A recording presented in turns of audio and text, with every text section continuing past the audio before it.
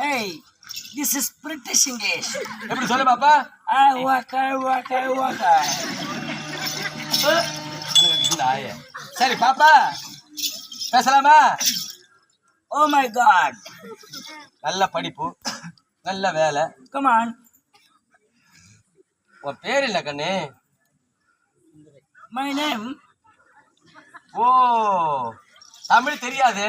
No. அப்ப இங்கிலீஷ்ல தான் கேட்கற மாதிரி இருக்கு. Why say? சரி பாப்பா படிச்ச பொண்ணுதானே? What is your name? Why? What is your name? What is your name? What is your name? I say what is your name? அதேதான் சொல்லு. What is your name? எத்தனை தடவை தான் சொல்றது? அந்த ஒரு கேள்விக்கு பதில் சொல்லுன்னு சொன்னேன். What is your name? What is your name? அந்த பாடம் நடக்கும்போது நான் பீப்பால போயிட்டேன். என்ன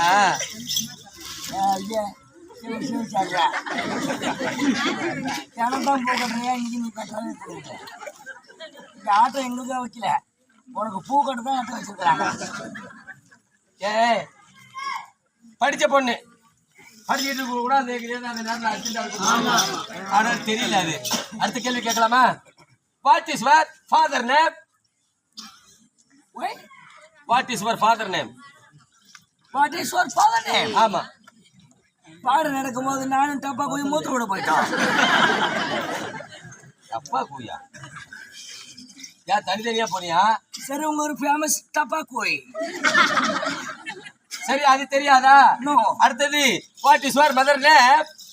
What is your mother name? ஆமா. நானும் புளியம் சோதி மூத்த விட போயிட்டோம்.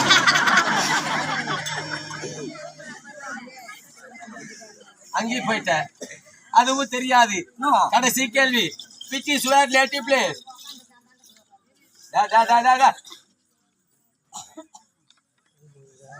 Which is your native place? ஆமா.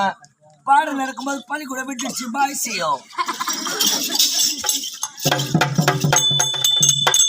யாரை ஏமாத்துறதுக்கு படிச்சிருக்கிறேன்னு சொன்னேன். சாதாரணமான ஒரு கேள்வி. என்ன கேட்ட? உங்க பேர் என்ன, உங்க அப்பா பேர் என்ன, உங்க அம்மா பேர் என்ன, நீ என்ன ஊருன்னு தான் கேட்டேன். இதுக்கே பதில் தெரியல. படிச்ச பொண்ணா இருந்தாலும் ஏன் நீ அப்படி கேட்க வேண்டியதானே? என்னடி முதல்ல தமிழ்ல கேட்டதுக்கு தமிழ் தெரியாதுன்னு இந்த கேள்விக்கு என்னடி கேவா? இந்த மாதிரி பாய் ஓயா அந்த தேவை நடுவே சரத்துக்கு ஒண்ணு பொறுத்து ஒண்ணு போட்டா எவ்வளவுதான் படிச்சிருந்தாலும் ஆமா தெரிஞ்சால் பேசணும், இல்ல தெரியல பேசக்கூடாது. அதுக்கு தான் அப்பவே கண்ணதாசன் அருமையான ஒரு பாடல் போட்டிருக்கிறார். ஆமா, சொல்லட்டுமா? நீ இப்படித்தான்